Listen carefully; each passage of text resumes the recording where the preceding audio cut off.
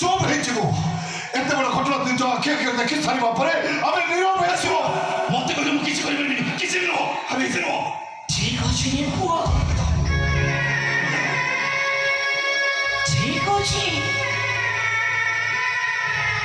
ଏ ହତଭାଗିନୀ ଭଉଣୀର